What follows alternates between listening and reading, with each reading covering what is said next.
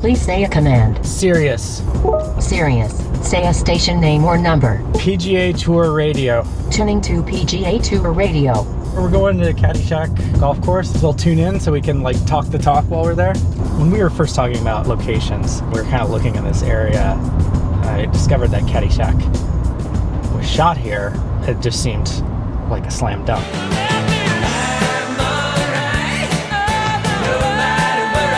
This is it. All that's left of the Caddyshack. The titular Caddyshack from Caddyshack.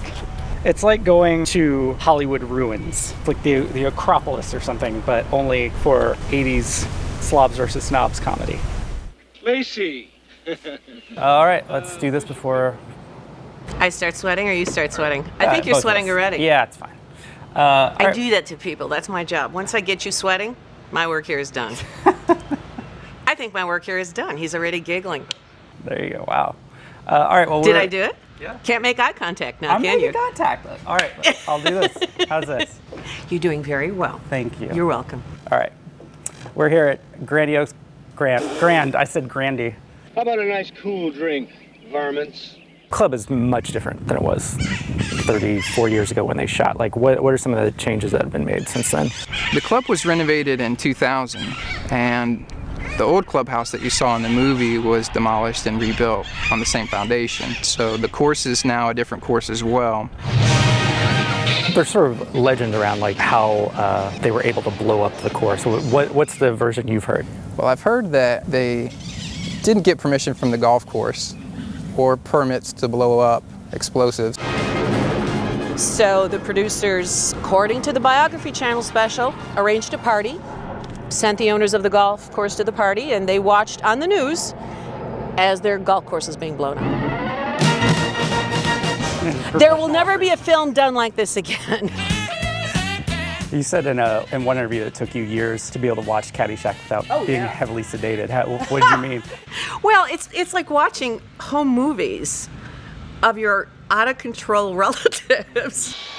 Over the years, the stories of the partying and stuff that happened on set have become sort of legendary, but is it overstated or was that... Understated. Understated. It was a different time. I'm not recommending it. Right. I'm not telling people to set their hair on fire.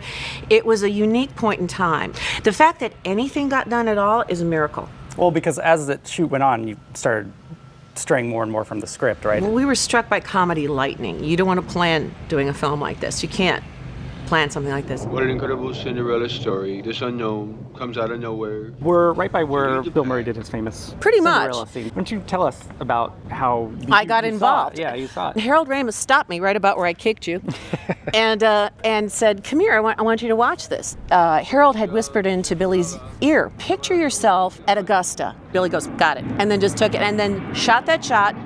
And it was scaring me because it wasn't in the script, had nothing to do with anything, but on screen, it's gorgeous. It looks like I'm a wreck. It's in the hole! Things pretty much just went as they went. They took a bunch of young actors and 4 of the funniest men on the planet, and I was told to do the one thing that's very difficult for me to do, and that's let the other guy take the joke.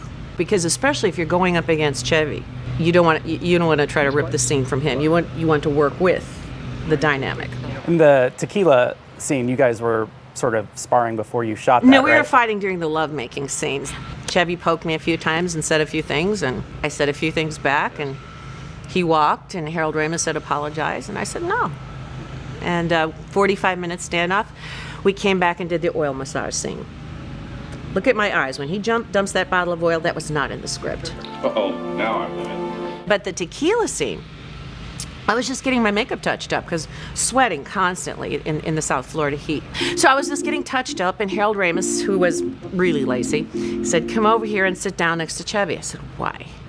He said, just sit down and say, sing me a love song. Sing me a love song. And he snorts the salt, throws the tequila, and launches into I Was Born to Love You. I was born to love. And I watch my eyes. I'm looking at him going, what are you? And out of the corner of my right eye, I see the damn camera line. I went, you're filming this, aren't you? Let things happen and be the ball. It was such a loose set. Most of the people were very relaxed about what was going on. We were really having a good time. And you can't fake that. We were very lucky. Sometimes it works and sometimes it doesn't. And it worked.